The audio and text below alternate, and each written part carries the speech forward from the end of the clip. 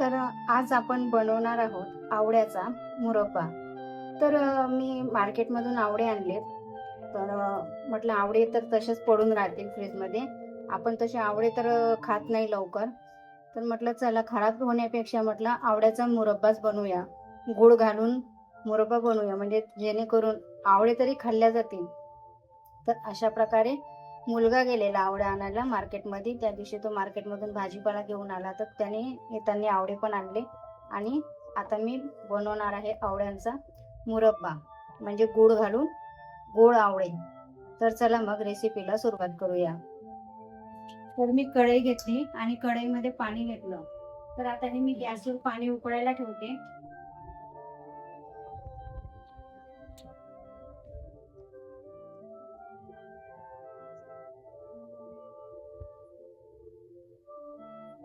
अशा प्रकारे मी पाणी उकळायला ठेवलं. तर हे बघा, अशा प्रकारे मी कढईमध्ये पाणी ठेवलं उकळायला. कारण पाण्याला जेव्हा उकळी आली तेव्हा मग आपण त्याच्यावरती चाळणी ठेवूया आणि त्याच्यावरती आवळे ठेवूया, म्हणजे ते आवळे पूर्ण वाफेवरती होणार. अशा प्रकारे ठेवूया आणि मग याच्यावरती ठेवूया आवळे. तर याच्यावरती थोडं झाकण ठेवूया. कारण काय आहे, हे पूर्ण असे वाफेवरती मग होऊन जातात. तर 10 मिनिटं आपण असंच गॅसवरती ठेवूया. हे बघा, अशा प्रकारे आपले आवळे आता वाफेवरती झालेले आहेत.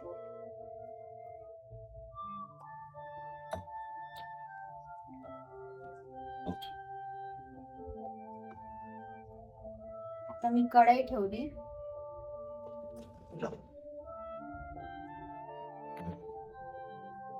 थोडीशी साखर टाकूया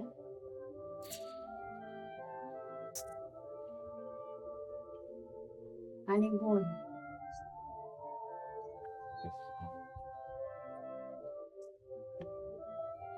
हे बघा, अशा प्रकारे आपला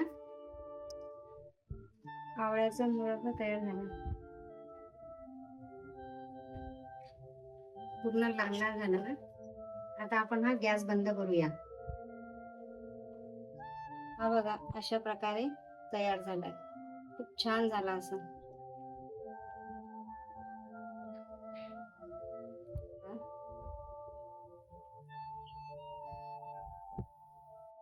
तर अशा प्रकारे बनवला आवळ्याचा मुरब्बा. तर तुम्हाला आजची रेसिपी कशी वाटली मला नक्कीच कमेंट करून सांगा. आणि चॅनलला सबस्क्राईब, लाईक आणि शेअर करा. तर असेच नवनवीन ब्लॉग बघण्यासाठी. तर चला भेटूया नवीन एका व्हिडिओमध्ये. स्वामी तुमच्या सर्वांच्या सर्व चांगल्या इच्छा पूर्ण करो हीच मी स्वामीच्यांनी प्रार्थना करते आणि आजचा आपला व्हिडिओ इथंच थांबवते. श्री स्वामी समर्थ सर्वांना.